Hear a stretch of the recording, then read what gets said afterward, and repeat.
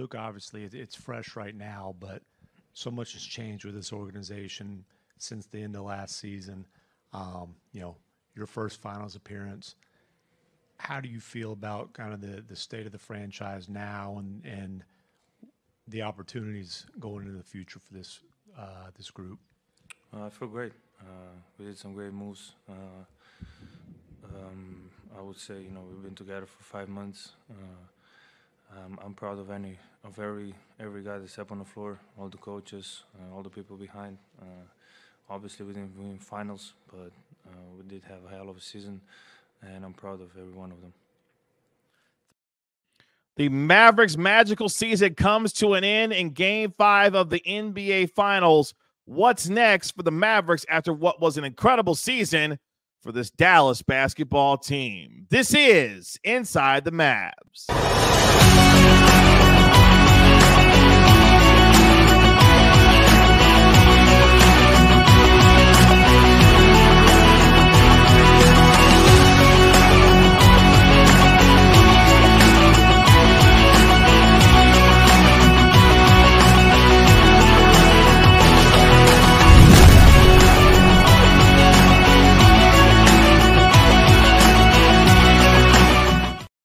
Welcome to Inside the Mavs, presented by Aura. I'm your host, Kevin Gray, Mavericks Pre and Post Game host on the Dallas Mavericks Radio Network. Appreciate you joining me here for the latest episode of Inside the Mavs. Make sure you download and subscribe to the podcast wherever you get your podcast for free. Give it a 5-star rating and write a review for it while you're there.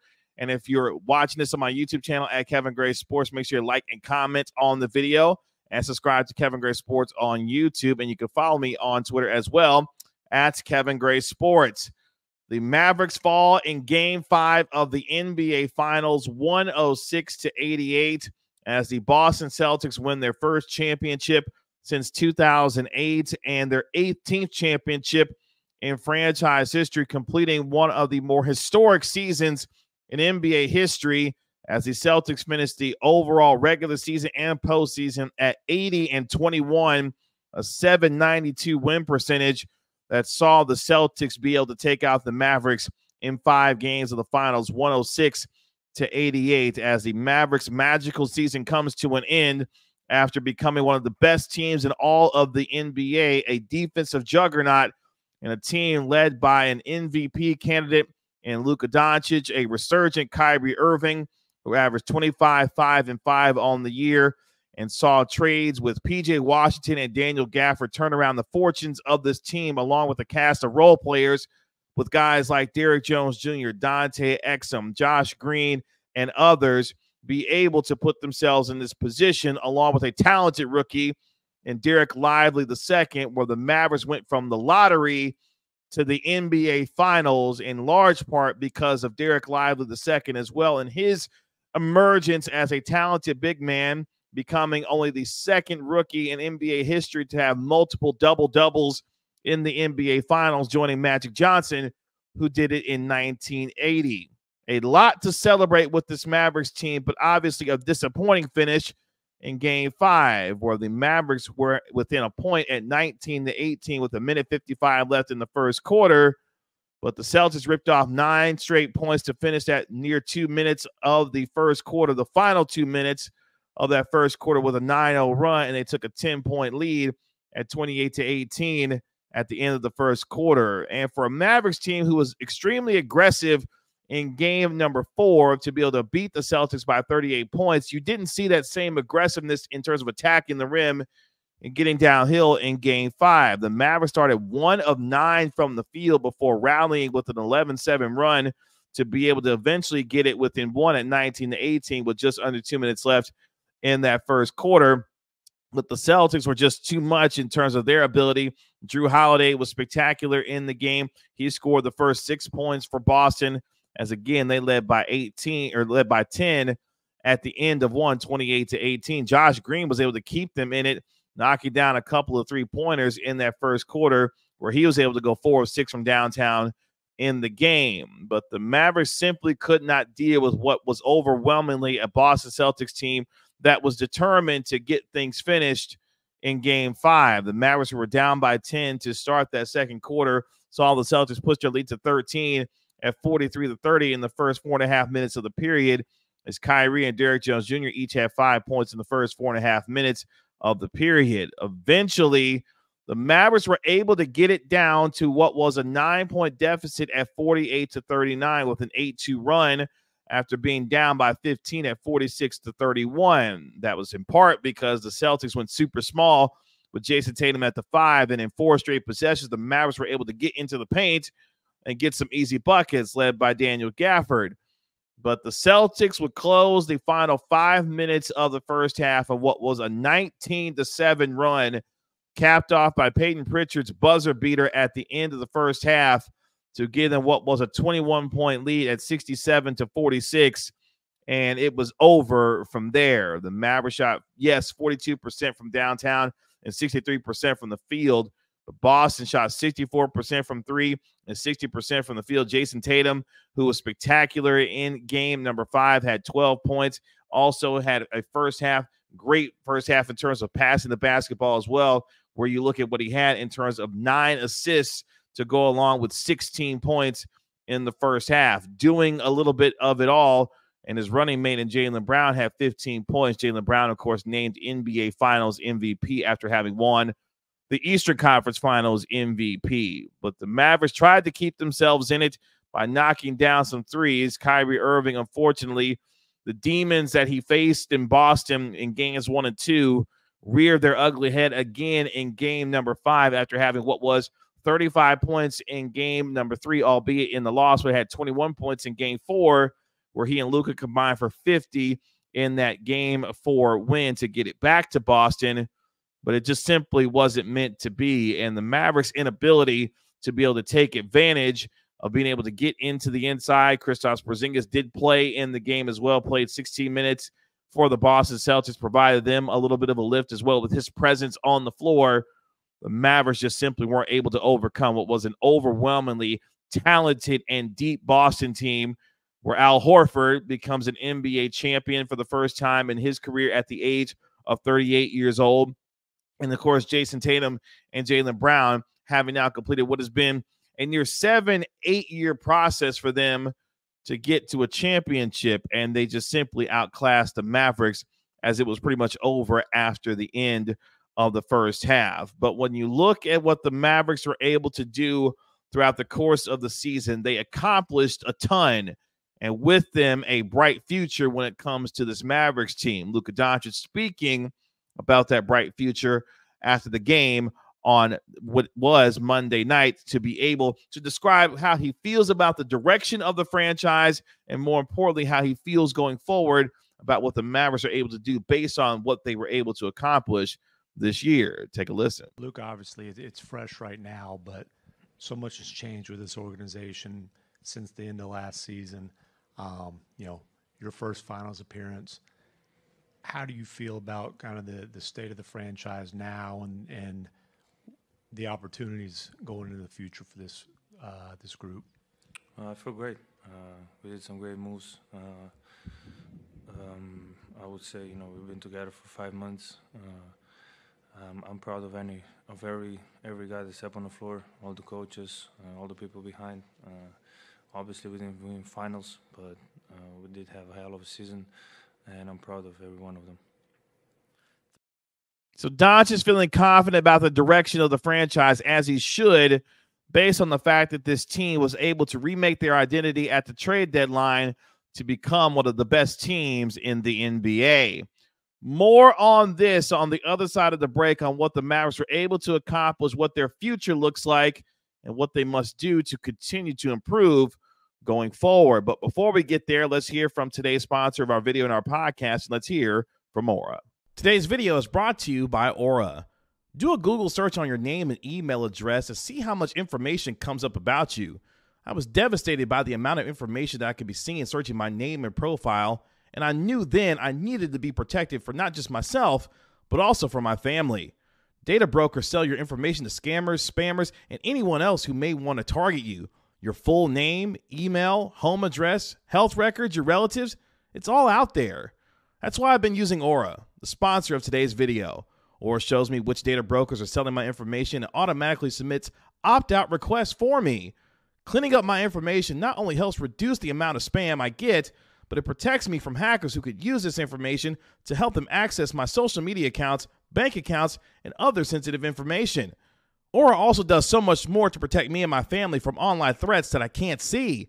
It's really easy to set up, so I don't have to download several different apps to get things like antivirus, VPN, password management, parental controls, identity theft insurance, and more.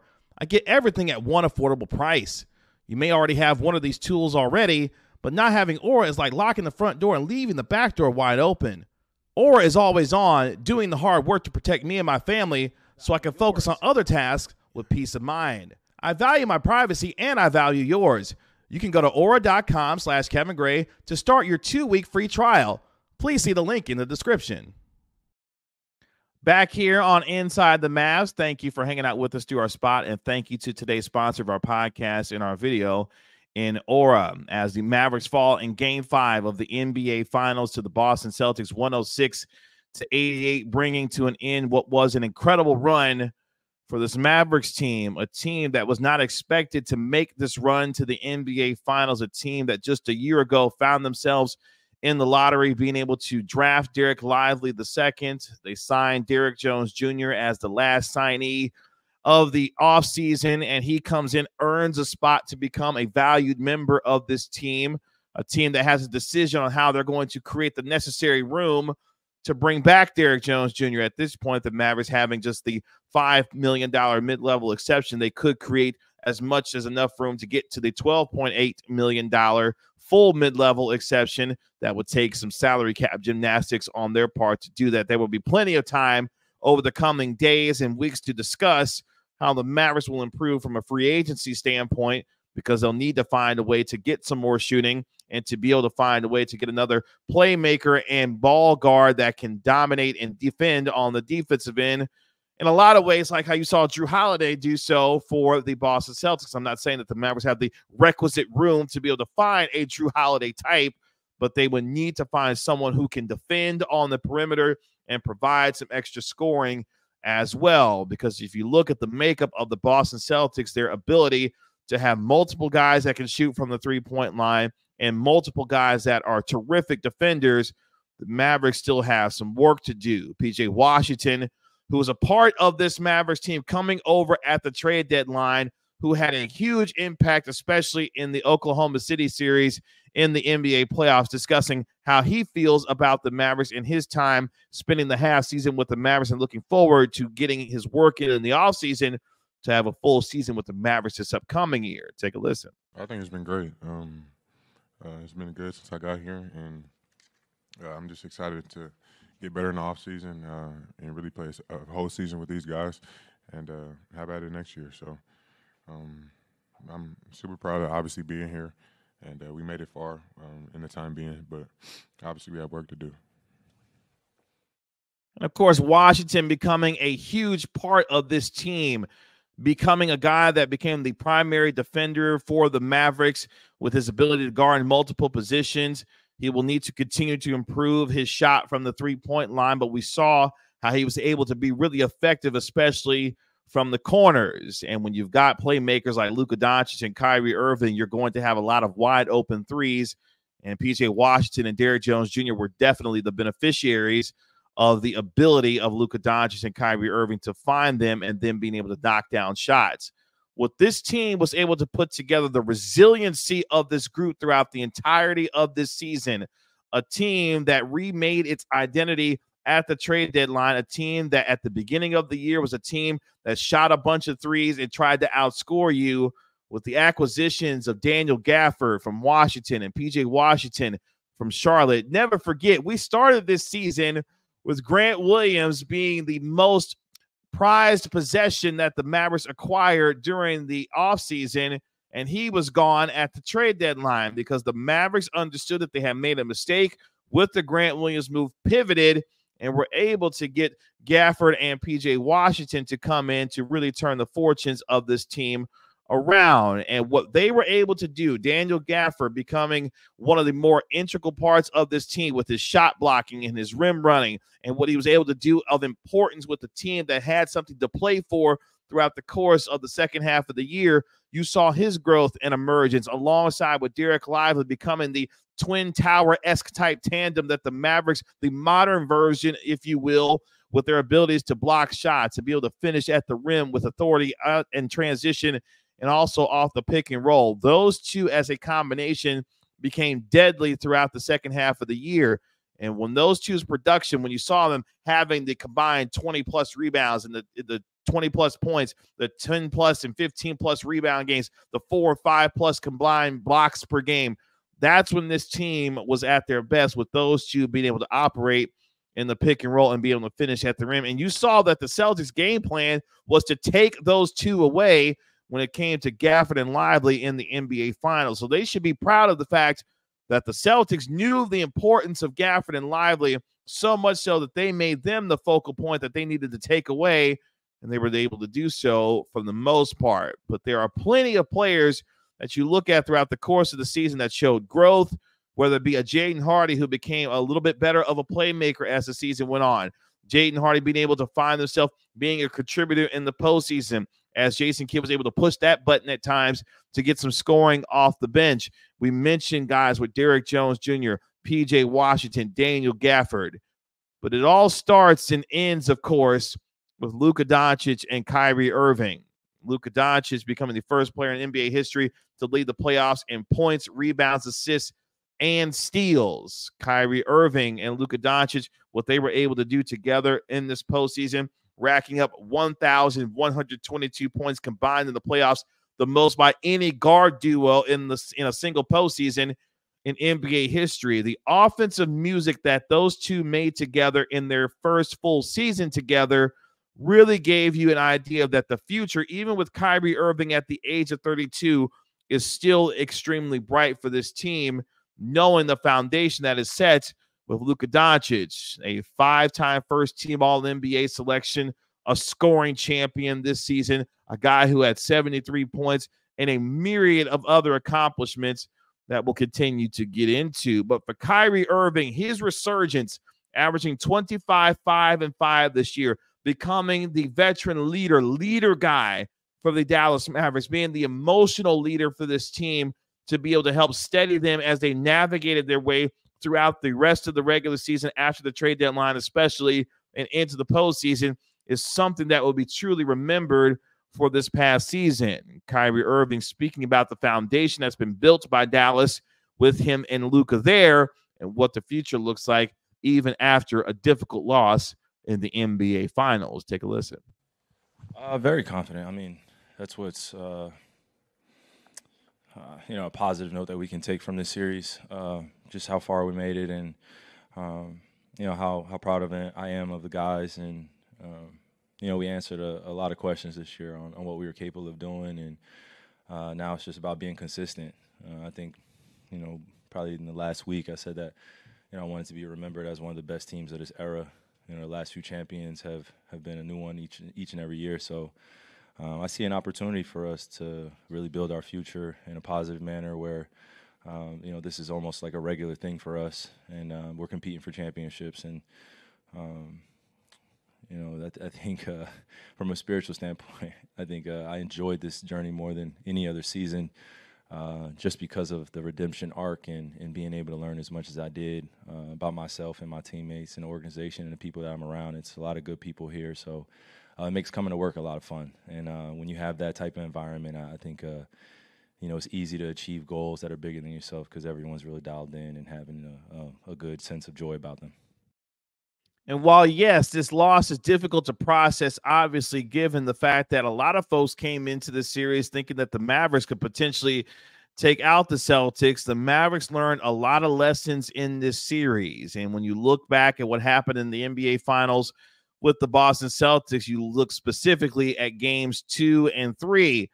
The Celtics were begging the Mavericks to take game 2 with the way that they were playing, but the Mavericks weren't able to take advantage on the road, where at minimum, that series could have been at 1-1 coming back to Dallas. And then in game 3, of course, the Mavericks found themselves making a 22-2 run to get within 1 with 3.5 minutes left in the game in game 3, again, giving them an opportunity to potentially win. And when you look at the resiliency of this team, specifically using the example of Game 3 of the NBA Finals. A Mavericks team that during the regular season was extremely good in the clutch. A team that went 23-9 in the clutch this season. Only the Lakers had more wins in the clutch during the regular season. A team that never gave up on games, whether it be making a 31-point comeback against the Los Angeles Clippers in the first round, the multiple comebacks that we have seen from this team to be able to get themselves in this position. A team that never gave up on any game, but at the same time was not able to take a lot of that into the finals because they were playing simply a better team. We mentioned the makeup of the Celtics and how good and how deep they were.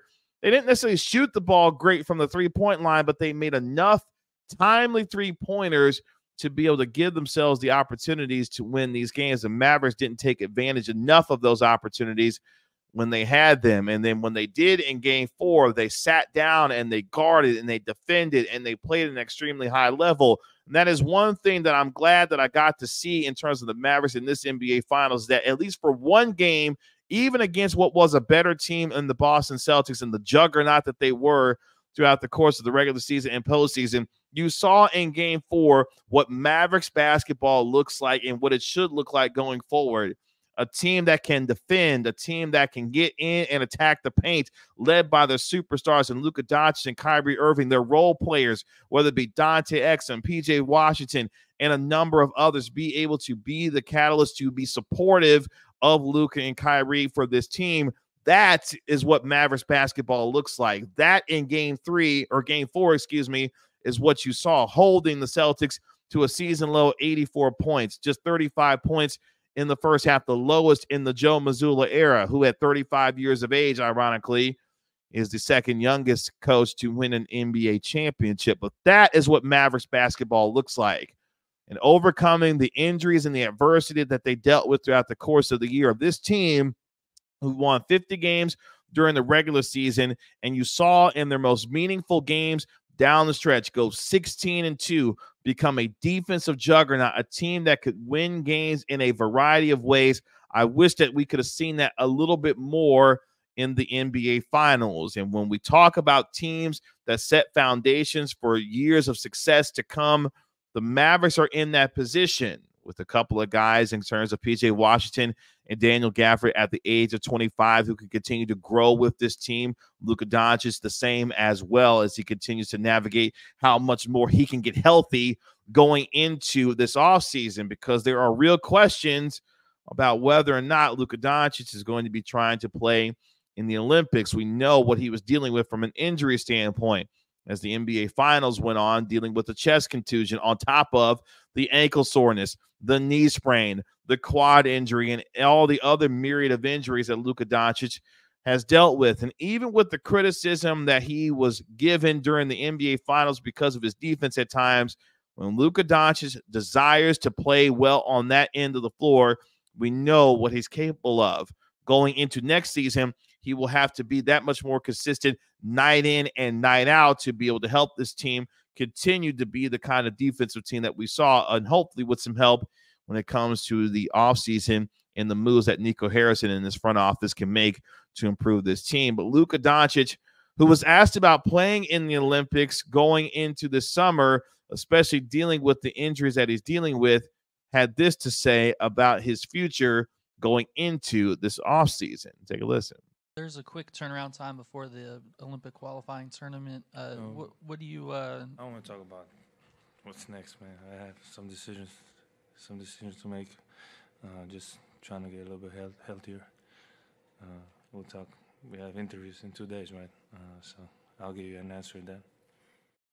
So Doncic is not really necessarily to talk about what his future plans looks like, and we will learn over the coming days exactly what he was dealing with in terms of the extent of his injuries, how bad they actually were, and how much it hampered him as the rest of the postseason went on. Because when you look at Game 5, you could tell that Luka Doncic had ran out of gas at that point. The inability to make shots on the three-point line, where Luka in game number 5 with 2 of 9 from downtown, him and Kyrie Irving combined to go just 5 of 18, from the three-point line. The Mavericks simply did not have enough left in the tank, and Game 4 was their last stand to be able to try and create some belief that they could make a historic comeback in this NBA Finals, but ultimately, obviously, falling short. But for Luka Doncic in the season that he had, we mentioned some of the incredible numbers that he put together. A 73-point game, the NBA scoring champion, making the first team All-NBA for the 5th consecutive year, a player who has put himself in position as a perennial MVP candidate, finishing 3rd in the MVP voting this year. The most points, rebounds, and assists combined since the merger.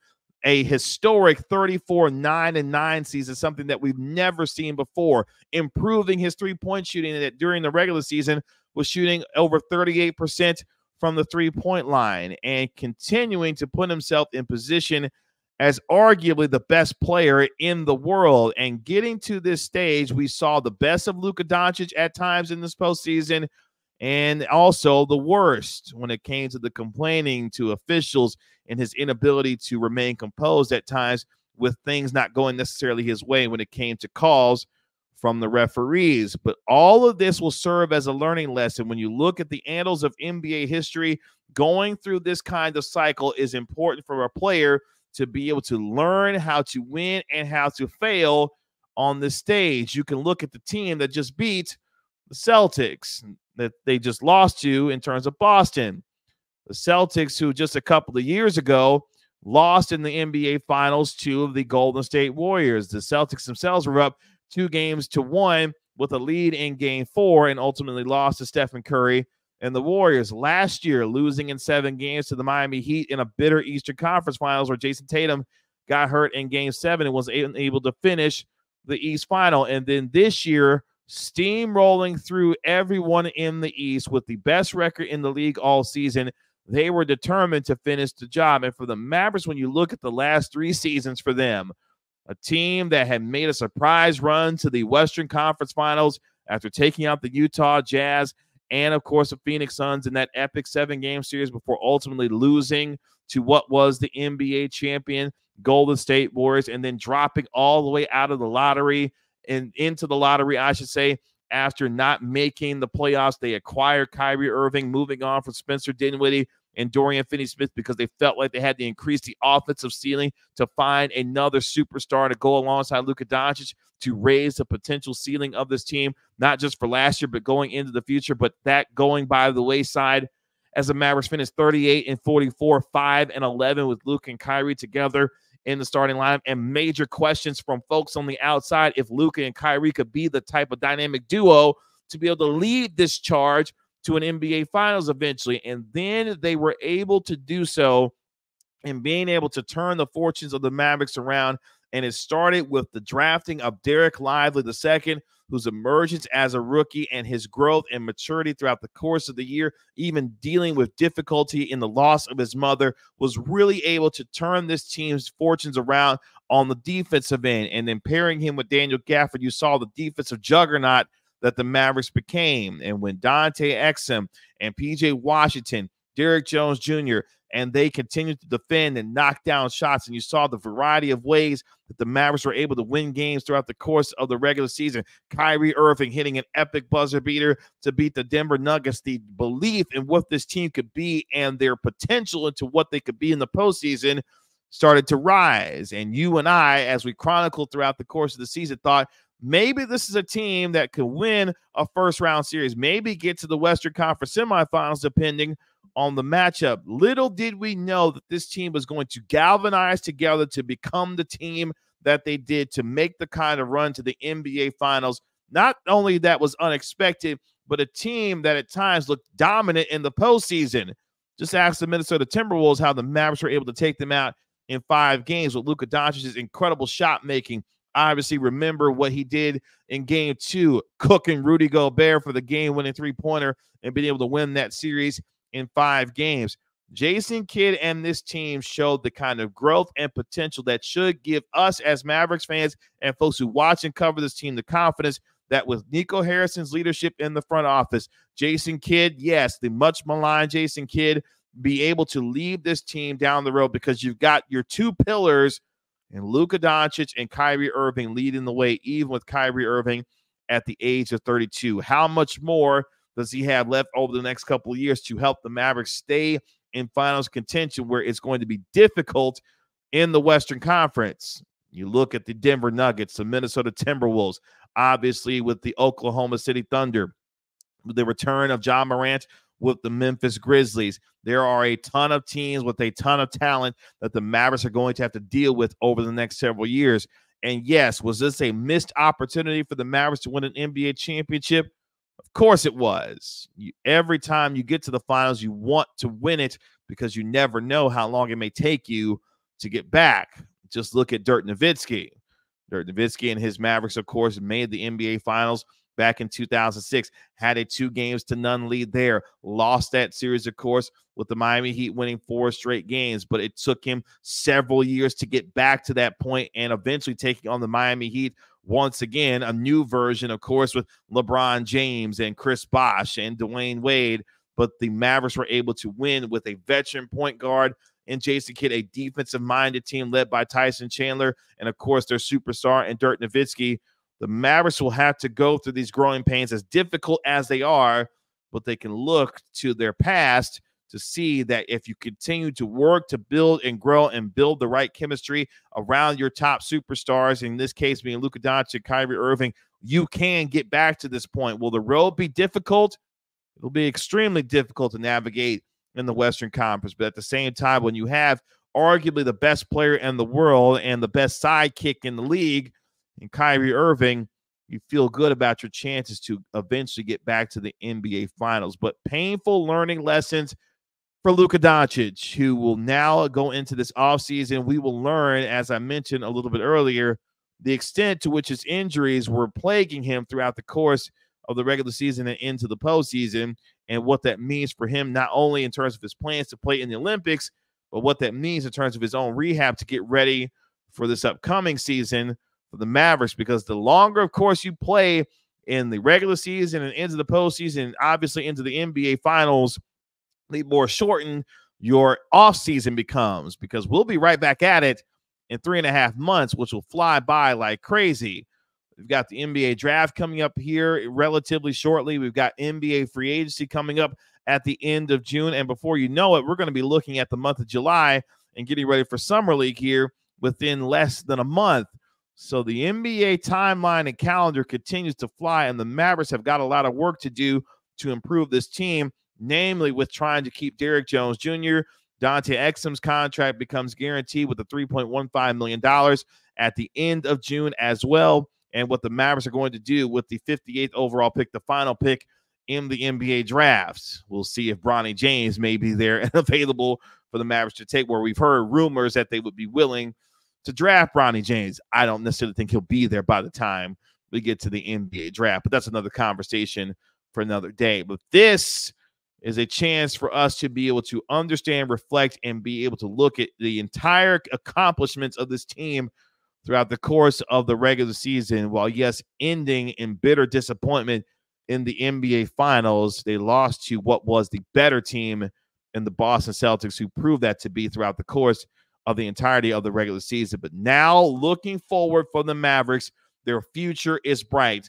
They've got established superstars in Luka Doncic and Kyrie Irving, a core of young foundational pieces that they can build on, who will get better during the offseason. And hopefully with some tinkers and improvements, this team will be right back where they need to be moving forward. But their place as finals contenders is officially stamped and official to move going forward here. This team will have a MVP favorite. Luka Doncic will be the MVP favorite going into this upcoming season. This team who has gone through the experience now, and that is the thing that I will take the most solace with going into the summer and into next season.